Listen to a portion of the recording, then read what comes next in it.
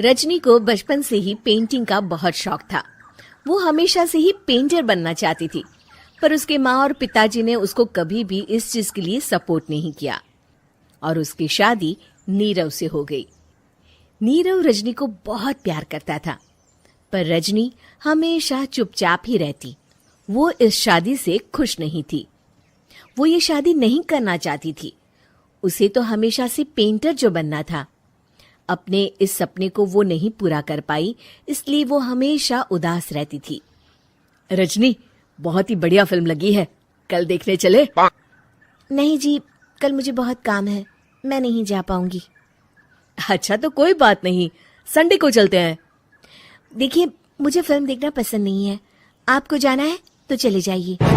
नीरव को मना करके रजनी वहां से चली जाती है और अपने बैग को खोलकर उसमें बंद पड़े ब्रश और कलर्स को देखकर रोने लगती है।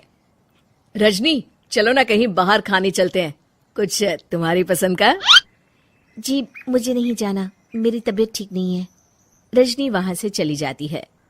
नीरव को समझ नहीं आता कि रजनी उससे इतना दूर क्यों रहती है। वो जब भी उसके साथ वक्त बिताना चाहता है, रजनी कोई ना कोई बहाना बना देती है। एक दिन घर पर कोई नहीं था।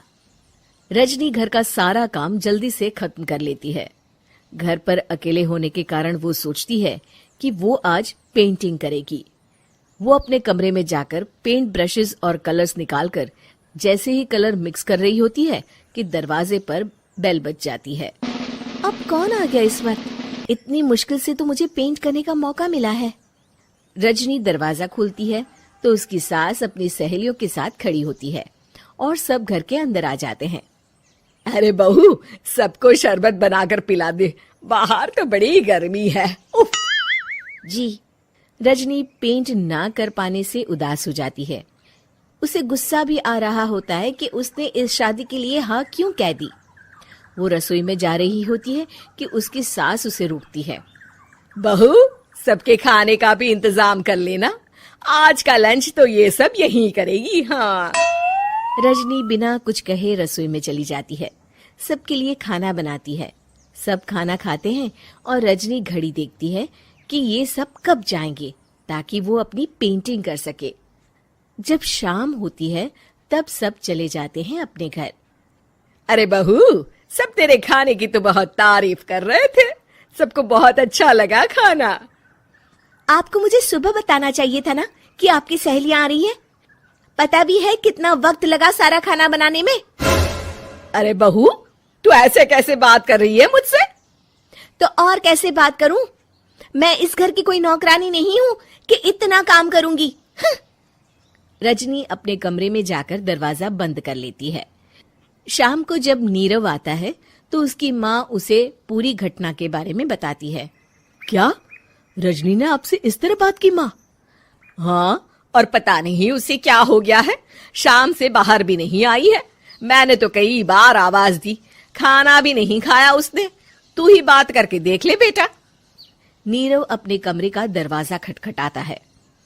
रजनी, दरवाजा खोलो, मैं हूं। रजनी दरवाजा खोलती है और फिर वापस जाकर अपने बिस्तर पर लेट जाती है। रजनी, माँ से बात करने का ये क्या तरीका है? मैंने कोई गलत बात नहीं की है। अरे तुम क्यों ऐसे बर्ताव कर रही हो सबके साथ? क्या तुम इस शादी से खुश नहीं हो? रजनी कुछ नहीं बोलती। अरे बताओ मुझे रजनी, क्या ये शादी तुम्हारी मर्जी के खिलाफ हुई है? हाँ, मैं ये शादी कभी नहीं करना चाहती थी। तुमसे क्या, मैं किसी से भी शादी नहीं करना चाहती थी। रजनी रोने लगती है। चुप हो जाओ रजनी, बताओ मुझे, तुम क्यों नहीं करना चाहती थी शादी? रजनी बेड के नीचे से अपने पेंटिंग्स, कलर्स, ब्रश, पेपर्स निकालती है। इतने में उसकी सास भी कमरे में आ जाती है। ये देख रहे हो, ये थे मेरे सपने। मैं पेंटर बनना चाहती थी, पर माँ पापा ने कभी सपोर्ट नहीं किया और मेरी शादी करवा दी। मेरे सारे सपने टूट गए। हर वक्त बस गुस्सा आता रहता है मुझे।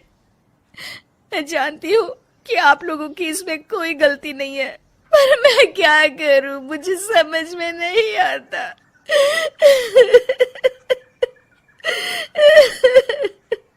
रजनी फूट फूट कर रोने लगती है। मुझे माफ कर दीजिए, आप दोनों के साथ मैं बहुत बुरा बर्ताव कर रही हूँ। अरे रजनी बेटा चुप हो जाओ तुम। नीरव पानी लेकर आता है। ये लो पानी पियो और शांत हो जाओ। रजनी पानी पीती है और उसकी सास पेंटिंग्स देख रही होती है। अरे नीरव, हमें तो पता ही नहीं था कि हमारी बहू कलाकार है। अरे कितनी अच्छी पेंटिंग्स बनाई है, देखो तो। ये वाली तो मैं अपने कमरे में ले जाऊंगी।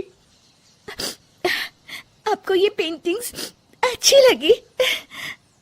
अच्छी नहीं, बहुत अच्छी लगी। और तुमने हमें बताया क्यों नहीं? तुम जब चाहे पेंटिंग कर सकती हो रजनी। हम तुम्हारे सपनों को पूरा करने में तुम्हारा पूरा साथ देंगे। हाँ बेटा, हम कला की कद्र करते हैं। हम कलाकार तो नहीं, पर मुझे गर्व है कि मेरी बहू एक कलाकार है। रजनी, नीरव और सास तीनों हंस